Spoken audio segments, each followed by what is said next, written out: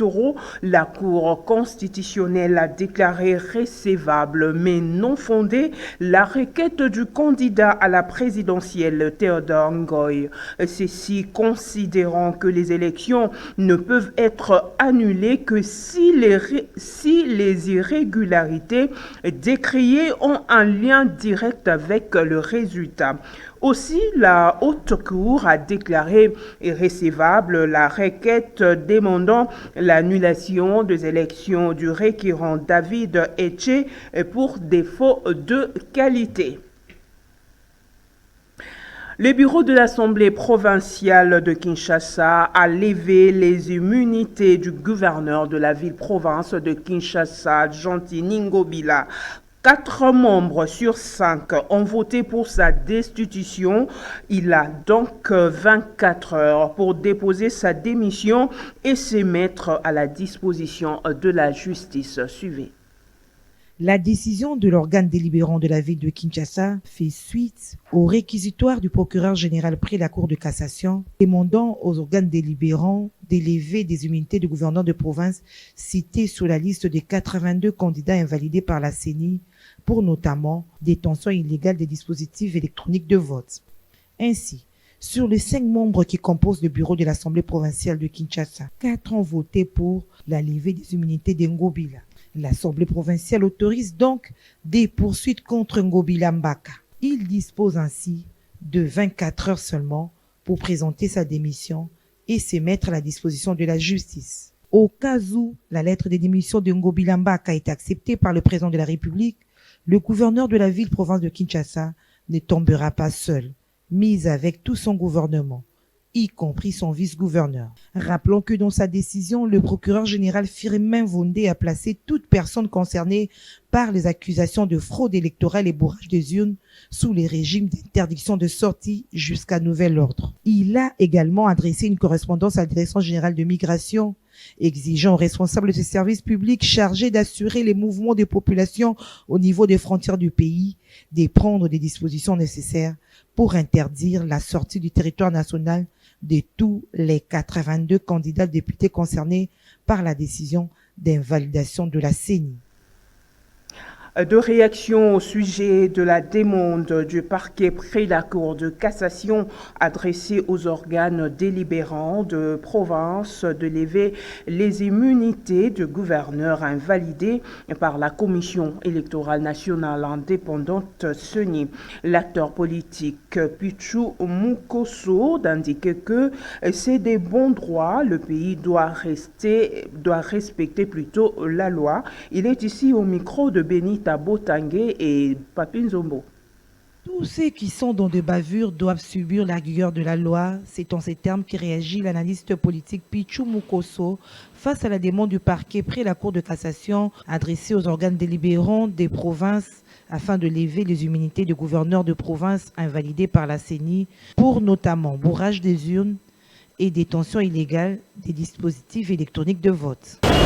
C'est de bons droits. Le pays doit vraiment faire respecter la loi. Et si les immunités de certains sont en train d'être levées, c'est pour que les gens puissent comprendre que dans ce pays, le temps de bêtises est déjà passé, le temps de jouer est passé. Nous devons vivre le renouvellement de la classe politique. Je pense que dans ce renouvellement de la classe politique, nous devons vivre ce genre de choses. Tous ceux qui sont dans des bavures doivent subir la lourdeur de la loi. Comme la vie, le Congo appartient à tout le monde. Donc nous sommes en politique et dans la politique, nous sommes en train d'observer certaines choses. Parce que moi je me dis, la politique n'a pas de couleur. Quand vous venez en politique et que vous êtes voleur, vous allez apporter cet esprit du vol en politique. Si vous venez en politique et que vous êtes un assassin, vous ferez la politique des assassins. Voilà pourquoi je me dis que nous devons aussi apporter notre bonne éducation en politique. Nous devons éduquer la masse. Nous devons faire voir aux gens comment la politique elle est bonne. Voilà pourquoi moi je me dis, aujourd'hui, nous devons très bien nous comporter en politique. Nous devons poser des bons actes pour que les générations futures puissent comprendre qu'il y a eu des gens qui ont géré le pays. Récemment, il y a des gens qui passaient à la télé pour dire des choses que non, voilà, le pays est par terre. Et maintenant qu'on a commencé à dénicher des désordres qui se passent, les gens qui ont toujours volé, les gens qui ont toujours cherché à bourrer des urnes pendant les législatives passées. Et c'est le même pratique qui s'est fait encore aujourd'hui et que le président Kadima a essayé de comprendre et a essayé de coincer tous ces mandats. Ce n'est que normal pour que les élections prochaines puissent être crédibles. Donc ça permet l'évolution du pays. Moi je me dis qu'il y a certains qui pensaient que c'est le président de la République qui doit plutôt apporter le renouvellement de la classe politique. Moi je dis, le renouvellement de la classe politique, c'est la CENI. Quand il y a des bonnes personnes qui viennent, quand il y a des bonnes personnes qui sont élues par la volonté du peuple, c'est à ce moment-là que nous allons vivre les renouvellements. Parlons élection plutôt, parlons réélection du président de la République, Félix-Antoine Tshisekedi et Tshilombo. Jean-Marie Beya et son parti politique Congo Uni, Congo Fort lui promettent un soutien indéfectible pour sa réussite dès son second mandat. Initiateur de cette formation politique qui se réclame de l'opposition républicaine, a fait savoir au cours d'une mise au point avec la presse ce mardi 9 janvier 2024. Le reportage est de Benita Botangue Bolafa Junior rendu par Bonheur Ndinga. Nous tenons ici à les féliciter de sa réélection. Un soutien de plus pour Félix Tshisekedi, le nouveau locataire du Palais de la Nation réélu lors du scrutin présidentiel du 20 décembre dernier, devra désormais compter sur l'apport du parti politique Congo Uni Congo Fort de Jean-Marie Beya. C'est patriote qui a révélé sa position au cours d'une mise au point à la presse mardi a d'abord appelé au soutien général à la vision de Félix Tshisekedi avant d'interpeller la conscience collective à ne pas prêter l'oreille au message d'incitation à la haine, y compris certaines manifestations annoncées qu'il juge d'inopportunes. Les 82 personnes qui ont été invalidées représentent à peu près 0, quelque chose. Ne pensez pas que ça représente 50% de ceux qui ont voté pour et ceux qui ont été dans la normalisation des choses. Donc, pour ce qui est de l'élection présidentielle, il n'y a pas eu tricherie. Il n'y a pas eu tricherie. Mais pour ce qui est des élections législatives, c'est là où il y a tricherie. C'est là où le candidat se présente avec sa valise pour d'abord se nommer lui-même et après faire porter les chapeaux aux candidats de la présidence, que ce soit Fayoulou, que ce soit les autres, que ce soit même Katumbi. Parce qu'on a intercepté dans ces gens-là, de 82, il n'y a pas eu que les gens de l'Union sacrée. C'est vraiment du non-sens, mais pour autant, nous félicitons ces élections et nous appelons les jeunes justement à ne pas faire le jeu des politiciens. Ces gens-là ont perçu pendant au moins 5 ans les 21 000 $ et même plus. Ils ne vous ont pas calculé. Ils ne sont pas descendus dans la cité pour vous donner quelque chose. Aujourd'hui, qu'ils sont invalidés pour cause de tricherie, voilà qu'ils reviennent de nouveau vous solliciter. Ceux qui vont voter étaient bon que Nenanzela. Pour ce nouveau mandat de Félix Tshisekedi, le parti politique Congo Uni Congo Fort promet de se constituer un défenseur des valeurs et d'autres intérêts de la République démocratique du Congo, à l'instar des avantages que doit tirer la RDC en rapport avec le réchauffement climatique. Ceci a envie de le permettre à gagner son pari qui se résume autour du peuple d'abord, son projet de société qui vise le bonheur des Congolais. Et nous disons que nous, Congo Uni, Congo Fort, promet d'être une force de résistance contre les antivaleurs pendant sa mandature et une force d'assistance pour la République démocratique du Congo, car la présidence ou le président reste une institution à sécuriser et à préserver. C'est la chose même qui nous a manqué pendant les 5 dernières années où nous avons vu qu'il était seul pendant les 3 premières années à travailler, à lutter contre les impérialistes.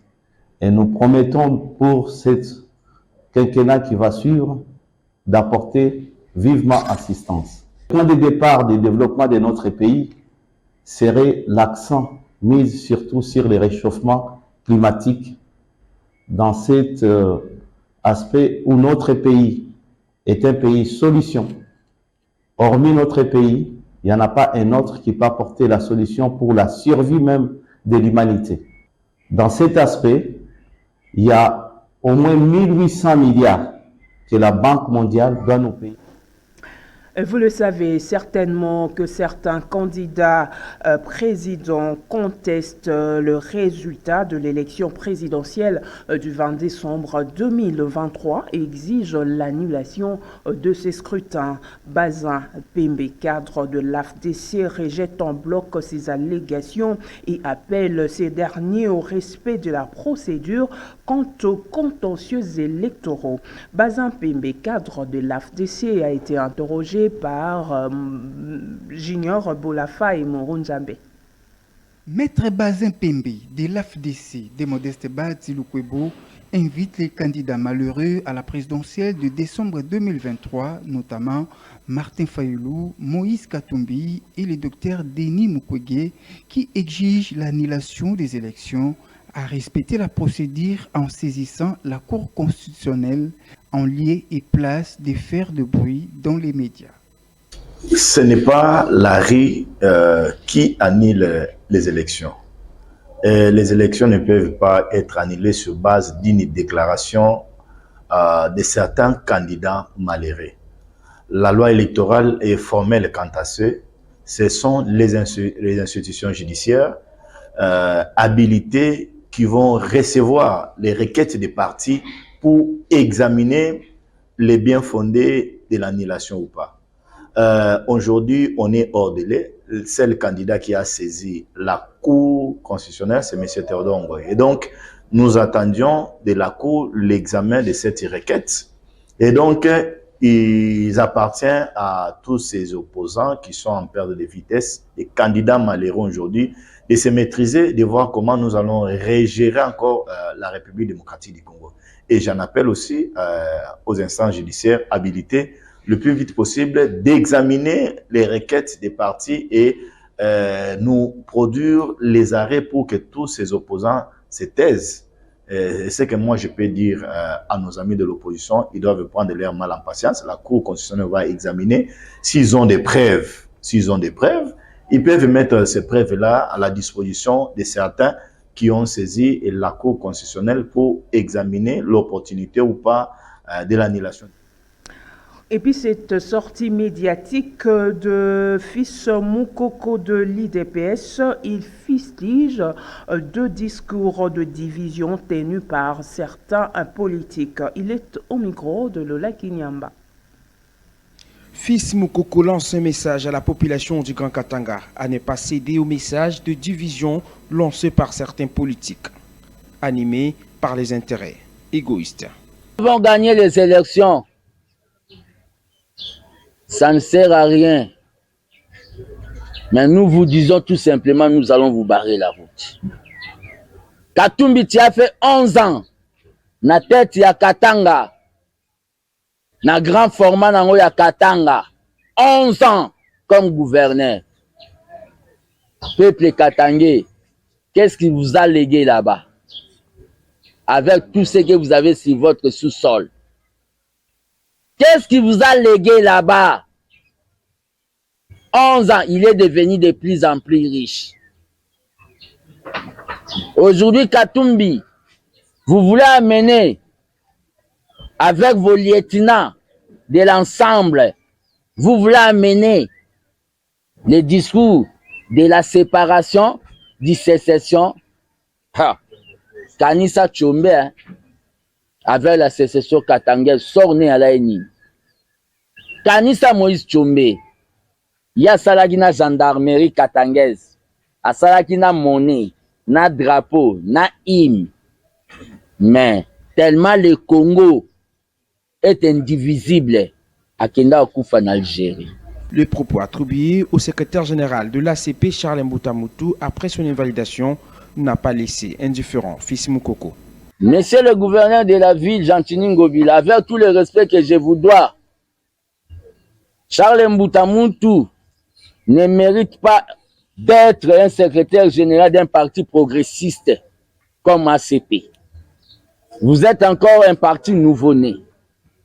Monsieur le gouverneur, l'IDPS, mon parti,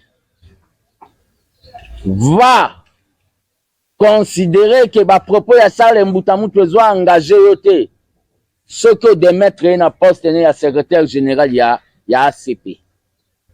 Ce que de mettre c'est que pour Nabiso IDPS, c'est vous qui êtes derrière Charles Mbutamutu.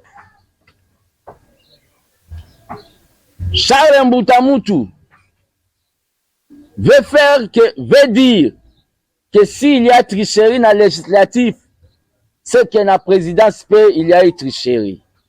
Charles Mbutamutu. Ou l'attaquant poso ya même, ok nakati nos encore. Appel à l'annulation des élections. En tout cas, les Quinois, pour la plupart, ne veulent pas l'entendre parler. Cette proposition ou demande de l'opposition est rejetée dans l'opinion. Junior Bolafa et Papi Nzombo ont recueilli les réactions de quelques Quinois rencontrés au centre-ville. Suivez. Donc c'est leur point de vue. Il faut comprendre si quelqu'un il a déjà perdu les élections. Il peut chanter pour que voilà, puisse annuler les élections. Nous n'avons pas ce temps-là. Nous tous, le peuple congolais, nous sommes derrière le chef de l'État qui est déjà élu. Et nous attendons que la Cour constitutionnelle puisse confirmer. Et on va sortir le nouveau gouvernement. Il peut attendre dans 5 ans. Ce n'est pas la fin du monde. Le Congo continue. Le Congo nous appartient tous. On ne peut pas continuer à nous chamailler, voilà, il y a des tricheries. Oui, bien sûr, s'il y a des tricheries. Et la CENI a fait son travail. Il y a des gens que la CENI a déjà choisi comme des fraudeurs. La justice les attend. Il n'y a pas de problème. On ne doit pas annuler les élections parce que c'est pour leurs propres intérêts. Ce n'est pas l'intérêt de tout le peuple congolais. Moi que je vous parle là, le mercredi 20 décembre dernier, j'ai quitté ma maison pour aller voter. Et il y a beaucoup de gens comme ça là, dans tous les Congos et en dehors du Congo, les 5 pays du monde de Oncle Sam, eux aussi ils ont voté. Et les élections se sont passées comment? Soki lelo bande konabiso bazolo bake ba annuler élection ezali kozanga koyeba. Parce que lelo tango ba tindaki na élection. Pona kotalisa ke élection kozala libre transparente et apaisée. Lelo tokoki opesa même ndakisa. Soki professeur akangi tricher na kati ya école, il faut pas annuler examen d'état. Et ça les makate. Alors lelo soki tolobi ke to annuler élection, après bango bazo proposer. Donc c'est na transition pour bango ba leso ba gato ba kabola ni bazo pouvoir na ndenge bazo akana bureau, ndenge ba mesana. Mais ekosimba te parce que biso tosi to voter parce que biso toza peuple souverain. Tant que biso peuple to voter to s'inquiéter te. Tout le monde te ke loko boko eza ya mabe. Denis Kadima a organisé l'élection na ye eza malamu eleki malamu tout le monde a se peli nango mokino bemba ba féliciter yango. C'est comme mabe na bango eza nini parce que pour bazuité même dans le monde entier les gens na place monter basala élection batu baloba te. Les alara toujours na ba oyo ba yaka koloba te et ça la bien te ba annuler parce que bango moko ba ozuité. Comprenez?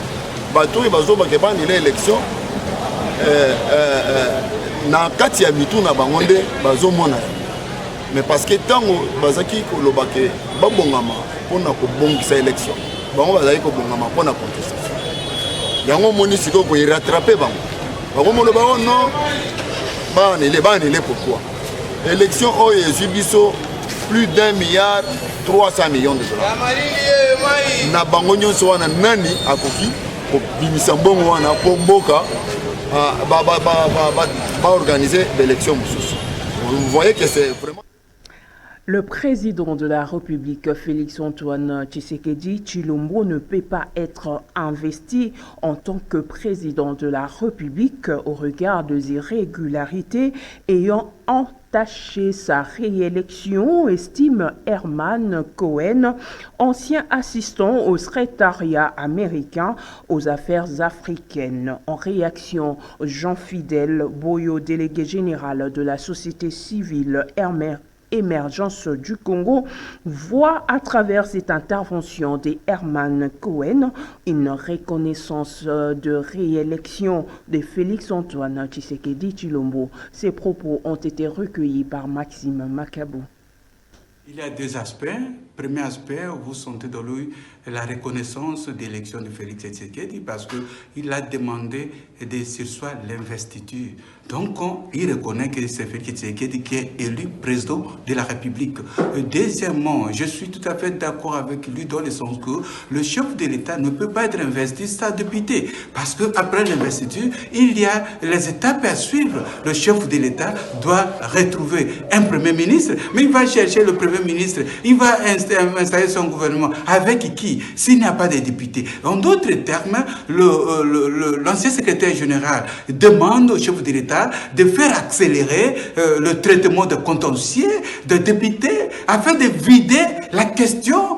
Puis il sera investi avec l'ensemble de ces élus qui sont les députés nationaux, les députés provinciaux et même les députés municipaux. Donc c'est ça l'interprétation réelle du sens donné par cet acteur politique international. Mais je suis désolé avec l'interprétation de la politique. Il a parlé d'investiture, c'est-à-dire il a déjà reconnu l'élection. Tu ne peux pas parler d'investiture sans reconnaître les élections. Le concept utilisé par lui reconnaît déjà automatiquement l'élection de Félix Tshisekedi Tshilombo comme président de la République. Mais la logique est que le chef de l'État doit aller dans la fête avec l'ensemble de ses élus. Dès demain, il commence le travail après son investiture. Mais si le contentieux continue, on ne peut pas forcer. C'est pour dire que nous sommes d'accord avec cette approche de vider d'abord les contentieux pour permettre à ce que la République fonctionne comme il faut. Sachez également la CAN Côte d'Ivoire 2024 sera lancée ce 13 janvier 2024 et le Conseil supérieur de l'audiovisuel et de la communication CESAC va en guerre contre le piratage de programmes. Le président de cette institution d'appui à la démocratie, Christian Bossembe, s'est entretenu ce mardi 9 janvier 2024 avec le responsable de la RTNC sur la question. Le propos de Christian Bossembe ont été recueillis par Maxime Makabou. Suivez. Il est important, madame, de vous dire qu'aucune société ne peut émerger sans l'ordre de la discipline. Et le CESAC, depuis que nous sommes là, nous veillons à ce que le paysage audiovisuel soit conforme à la loi et qu'il n'y ait pas des antivaleurs. La piraterie, elle tue les entreprises, elle tue les usines, elle décourage ceux qui travaillent. Et nous avons décidé avec le bureau et même tout le CESAC d'interdire et surtout de sanctionner sévèrement toutes les chaînes qui s'adonnent allègrement à la piraterie, c'est-à-dire produire ou diffuser un contenu qui n'est pas le vôtre. Et nous avons donc discuté avec le DGA de la RTNC et la direction, on va dire, pour qu'ils mettent en place un mécanisme d'abord de recevoir les chaînes qui veulent diffuser en bonne et due forme, qu'ils s'approchent à la RTNC, de la RTNC, et nous avons demandé à Naltesac de couper, au cas où il y a un dérapage, de couper immédiatement toutes ces chaînes qui ne vont pas respecter la loi. Et nous, quant à nous, au niveau du CESAC, nous allons tout à l'heure publier notre communiqué, interdisant bien évidemment les chaînes à diffuser des programmes qui ne sont pas les leurs, mais à encourager bien évidemment ces médias de s'approcher à la RTNC et de prendre, de respecter toute la modalité, et on va aller dans ce sens-là. Donc sinon, la CAN doit se passer dans les meilleures des conditions. C'est un événement international, mais qui ne donne pas l'occasion à la piraterie. À Nord Kivu, 6 militaires des forces armées de la République démocratique du Congo ont été arrêtés ce mardi 9 janvier 2024 à Mangina sur ordre du commandant secteur opérationnel Sokola 1 Grand Nord. Ils sont accusés par l'armée de dérapage et présumé meurtre de 4 civils lors d'un affrontement lundi 8 janvier 2024 entre l'armée régulière et un groupe armé. Autre détail dans ces papiers commentaires de notre correspondant Joël Kemabou. Suivez.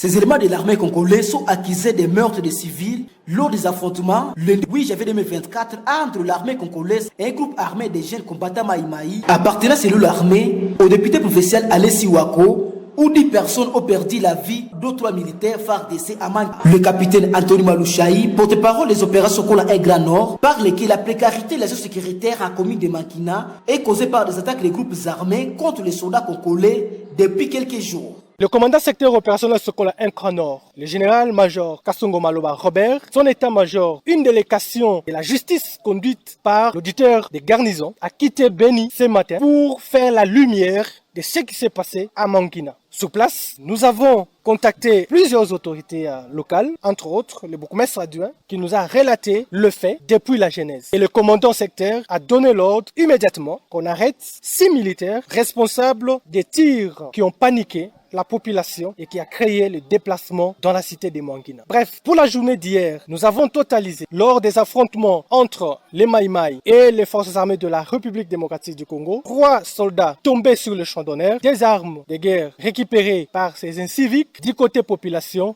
malheureusement, nous avons compté 7 morts. Cet officier de l'armée qui a confirmé la nouvelle affirme que les audiences publiques seront bientôt organisées pour établir les responsabilités. Anthony Malouchaï a laissé et mis à garde à toute personne qui chercherait à troubler la quiétude de la population avec des groupes armés trouveront à leur chemin les éléments de l'ordre qui restent déterminés à maîtriser la situation. La justice est saisie. Non seulement les militaires qui ont été arrêtés vont répondre à leurs actes, mais aussi Alain Siwaku, là où il doit se mettre dans la tête qu'il sera arrêté. Et tous ceux qui sont derrière lui, de loin ou de près, seront traqués et arrêtés. Parce que les forces armées sont mieux informées que quiconque. Nous tenons à informer à la population que nous n'avons aucun problème avec les compatriotes qui ont accepté de servir le pays à travers le mouvement qu'on appelle communément Wazalendo. Il faut faire la différence entre les Wazalendo, qui d'ailleurs ne s'attaquent pas aux forces armées, et les Maïmaï, qui sont à la recherche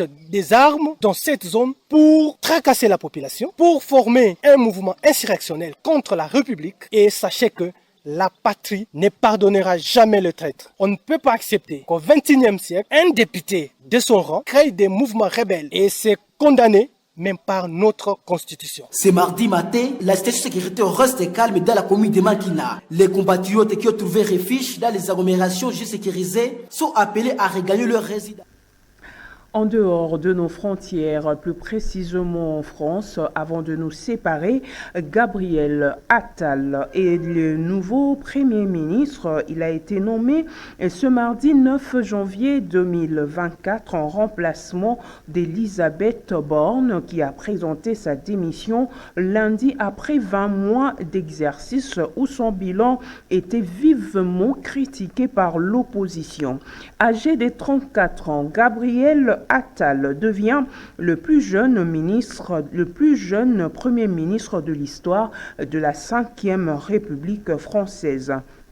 Il avait auparavant été ministre de l'Éducation nationale et porte-parole du gouvernement. Sa mission est de donner un nouveau souffle au quinquennat d'Emmanuel Macron. C'est la fin de cette grande édition du journal. Mesdames, Messieurs, c'était un plaisir de vous tenir compagnie. Je vous retrouve